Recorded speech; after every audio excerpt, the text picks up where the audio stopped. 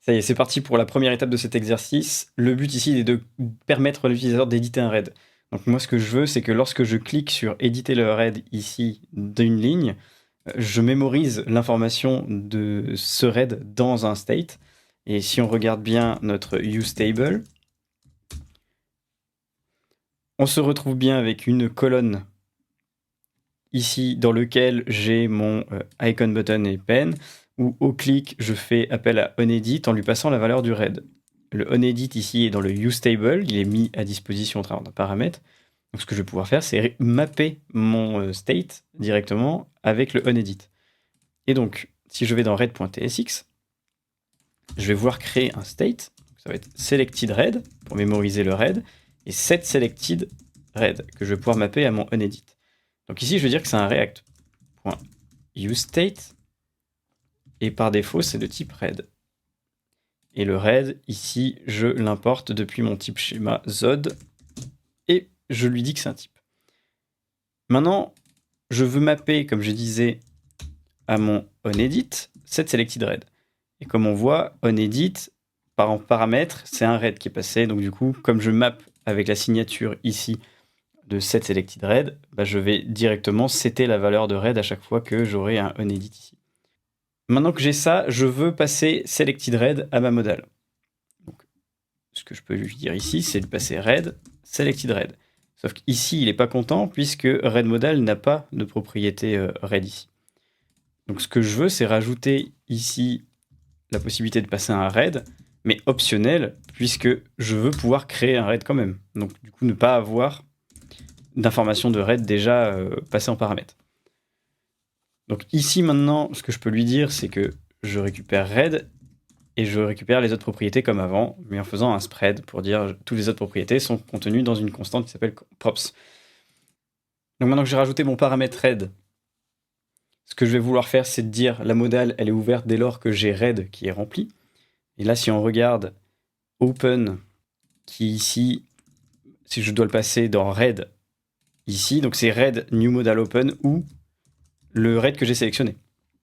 Voilà, si il veut forcément un booléen, donc je force en booléen mon selected RAID. Une fois que j'ai passé en propriété mon RAID, moi ce que je veux aussi lui dire, c'est que si ici j'ai bien sélectionné un RAID, je veux que ma modale soit ouverte. Parce que là je le fais pour new RAID modal open, mais je veux pouvoir aussi le faire si j'ai bien un RAID de sélectionner. Donc si on retourne dans l'interface, que je refresh, que je fais nouveau RAID, annuler, ça se ferme bien, que je fais éditer un RAID, maintenant j'ai bien la modale qui s'ouvre. Par contre après j'ai quand même, quand j'appuie sur annuler, rien qui se passe, puisque je n'ai pas dit supprime-moi le selected RAID que j'ai fait. Et donc ici au unclose qu'on va pouvoir ajouter aussi, c'est un set selected RAID undefined. Donc là maintenant si je ferme, que j'ouvre à partir d'ici, c'est bon.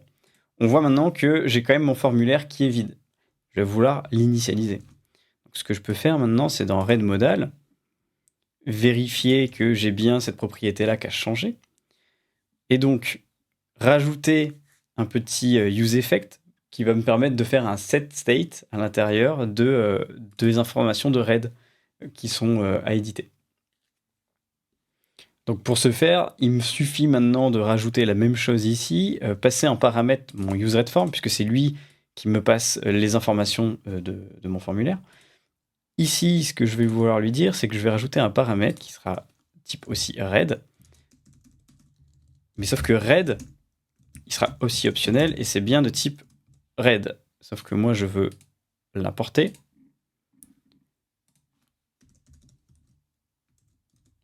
Voilà. Et maintenant que j'ai mon RAID à l'intérieur de mon hook useForm, je vais pouvoir créer ici un useEffect dans lequel je vais écouter si j'ai bien un RAID et si j'ai pas de RAID, je return. Si j'ai un RAID, je fais bien un setState dans lequel je vais passer name, ça va être RAID.name. Ensuite, location sera RAID.location. red.located. Date va être un new date de red.time. Et loot, pour le moment, je mets un objet vide. Là, il y a une petite subtilité, c'est que notre red form ici, ce qu'on lui a dit, c'est que loot, c'est pas un array d'éléments, c'est un objet qui contient clé valeur. En clé, ça sera le loot type, donc or ou autre. Et en valeur, ça sera le montant en fait de butin de ce type-là. Donc ce que je peux faire ici pour loot, c'est red.loot, qui est ici un array de loot, qui est en fait un objet contenant type loot type et quantity number. C'est un array. Donc moi, je veux transformer cet array en objet avec pour chaque type en clé, je veux la valeur de la quantité associée. Donc, ce que je peux lui dire, c'est je vais faire reduce. Mon accumulator, ça sera mon objet avec les différentes clés et les valeurs. Et l'item courant, ce sera l'item que je parcours dans mon array, en fait. Donc là, ça va être chaque objet de type loot type or, gravure, etc. Et donc, moi, ce que je fais, c'est que je renvoie accumulator, mais sauf que mon accumulator, par défaut, c'est un objet vide, que je vais dire que c'est de type red form loot. Donc là, ça sera un partial record, et dedans, il y aura loot type number. Donc là, vous aurez or ou gravure avec en face la valeur du montant. Donc ça sera bien un objet loot au final. Et moi, ce que je veux lui dire ici, c'est que la clé, c'est item.type as loot type. Et dans mon accumulator, qui est mon objet par défaut ici, je vais lui dire, tu lui passes item type en fait en paramètre. Et ici, tu lui passes item.quantity. Oui, et là, je peux pas faire ça comme ça. Je fais return accumulator. Donc ce que je lui dis là, c'est que pour chacun des éléments dans mon tableau, tu parcours, tu récupères chacun des éléments de ce tableau dans lequel tu extrais la clé. Et moi, dans cet objet, je mets la clé dans mon objet avec la quantité qui correspond en face. Donc je me retrouve bien avec quelque chose comme ça, or 1, 2, 3, gravure 4, 5, 6. Au lieu de type or et quantité 1, 2, 3. Et ici, un autre objet avec gravure 4, 5, 6. Voilà. On passe de cet objet-là à cet objet-là. Le reduce, il nous sert à ça, en fait, à réduire notre array en un seul objet. Et en fait, pour chacun des éléments, clé-valeur. Voilà, pour l'explication. Une fois que ça s'est fait, ce que je veux, c'est tester que bien mon effet se met bien synchronisé en fonction de la valeur que je passe à red dans mon useForm. Est-ce que je le passe ici? Non. Donc là, je veux bien mon red modal qui ne passe pas mon red. Donc si je fais nouveau red, dans ce cas-là, ça sera undefined ici. Mon effet ne va pas se déclencher puisque je return et je ne fais pas de set state. Et on va se retrouver avec l'état initial qu'on avait avant. Mais par contre, si je lui passe un red, donc nouveau, annulé, c'est bon. Éditer, on voit bien effectivement pillage du crépuscule, navire coulé et la bonne date. C'est parfait. Voilà, tout change. Et j'ai bien les mêmes butins qui correspondent. Une fois que ça c'est fait, ce que je veux, c'est changer le titre et les informations de ma modal. Donc dans red modal, je vais pouvoir créer une propriété qui s'appelle const isEditing, qui va être égale à red. Si en gros j'édite, je mets red.name par exemple. Sinon, nouveau red. Et pareil pour le sous-titre, je vais mettre autre chose. Si c'est isEditing, je mets modifier le red. Sinon, ok. Donc là, si je regarde, j'ai bien modifié le red et le titre du bon red que j'ai sélectionné. Voilà. Après, peu importe ce que je fais ici, ça va pas modifier le titre directement. Donc, là, il faudra que j'enregistre pour que ça soit pris en compte et qu'après, quand je réouvre, j'ai bien le nouveau nom du RAID qui soit appliqué aussi ici. Donc ça nous permet aussi de voir quand on édite quelque chose, si par exemple on a fait une modification avant d'enregistrer.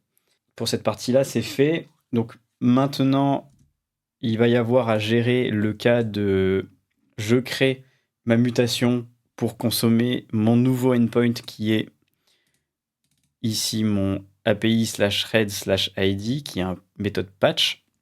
Donc ici, ce que je vais vouloir faire, c'est dans API, créer un nouveau fichier qui va s'appeler useUpdateRead. Donc ici, ce que je veux faire, c'est export default function useUpdateRead. Ce que je vais vouloir faire, c'est dans un premier temps récupérer le query client, qui va être useQueryClient. Une fois que j'ai fait ça, ce que je veux, c'est retourner une mutation, dans lequel le premier paramètre, c'est bien un objet, et je vais pouvoir spécifier ma mutation_fn, ça va être la fonction que je vais exécuter, et du coup passer des paramètres pour lui dire t'appelles cette API avec telles informations. Donc ici, les informations, ça sera des paramètres qu'on va définir. Donc là, pour le moment, je mets rien. On va faire ça pour être fini, pour être sûr que ça plante pas, que TypeScript nous laisse tranquille. Je vais faire un type params. Et on va lui dire ici qu'on veut un read_id, qu'on va pouvoir passer à notre API pour faire le /id, et les informations de notre read. Donc ce sera data, qui sera de type readForm, que l'on importe ici, et on dit que c'est bien un type.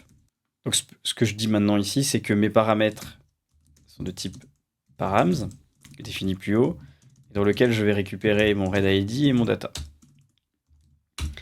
Là, ce que je vais pouvoir faire de la même manière qu'on avait fait pour la création d'un read, je vais pouvoir appeler mon client. Je n'ai pas besoin de mettre cette syntaxe-là, puisque je veux directement renvoyer client, que je vais mettre à la ligne ici. Et ce client va appeler, comme je disais, API/read/l'ID. Donc là, je vais mettre un littéral pour pouvoir passer directement mon ID de cette manière. Et je vais passer read_id. Sauf que ici, client, il ne sait pas ce que c'est. Je lui ajoute directement dans les imports. Donc là, ce que je dis, c'est que lorsque je vais utiliser la mutation, je vais devoir lui passer read_id et les informations du read à modifier. Et on va appeler l'API de cette manière-là. Donc API/read/read_id qui se trouve effectivement dans notre handler ici. Une fois que ça c'est fait, je vais devoir lui dire c'est quoi les données à passer.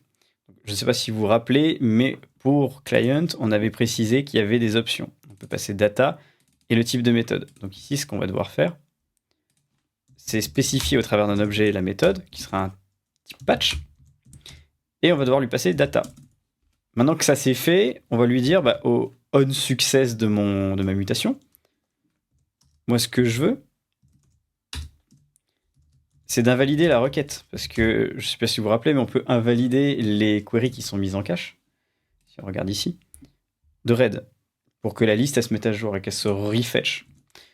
Donc moi, ce que j'ai besoin de faire, et c'est pour ça que j'ai fait le query client ici, c'est de dire queryClient.invalidate queries, et dedans, je lui passe read. Je veux qu'il rappelle read. Sauf que ça, c'est l'ancienne syntaxe. Autant pour moi, je vais devoir lui préciser ici query key, et on aurait read. Voilà. Donc là, ce que je dis, c'est je veux que tu rafraîchisses la table, les informations de la table qui sont avec la clé read. Ce que je peux lui dire maintenant, c'est un read a été mis à jour. Donc ce qu'on va pouvoir faire, c'est afficher même le nom du read qui a été créé. On a, je ne sais pas si vous vous rappelez, plusieurs paramètres data, variables, qui sont en fait les params. Et donc du coup, moi, je vais pouvoir récupérer mes variables. Et ici, dire que le read qui a variable.data.name a été mis à jour. Donc là, j'ai fait le onSuccess, et si jamais ça rate, moi je veux quand même avoir l'information, on va pouvoir utiliser le méta qu'on avait paramétré au préalable. Donc, je vais faire impossible de mettre à jour le read. Alors maintenant que j'ai fait ça, ce que je veux, c'est pouvoir l'utiliser dans ma modèle.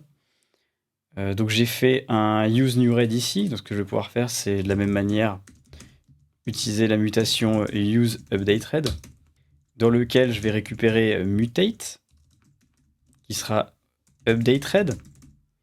Et le isPending, je vais l'appeler isUpdatingRed. Et donc, chose importante, c'est que là, on a par exemple le chargement de notre modal qui est fait avec ce booléen-là, mais ce qu'on va pouvoir faire, c'est faire un booléen qui gère à la fois useNewRed et useUpdateRed. Le onSubmit aussi, va falloir que je gère si c'est de l'édition ou pas. Si j'ai un read, dans ce cas-là, c'est l'édition. Donc on pourra faire edit. Et ici, on fait un return pour pas exécuter cette partie-là. Ou alors faire un if-else, mais je suis un peu moins fan, je préfère les early return. Donc ce qu'on peut faire, c'est s'il n'y a pas de read à éditer, dans ce cas-là, on fait directement ça. Et sinon, ici, on fait le edit, ce qu'on va faire. Donc je vais pouvoir faire ici un update read.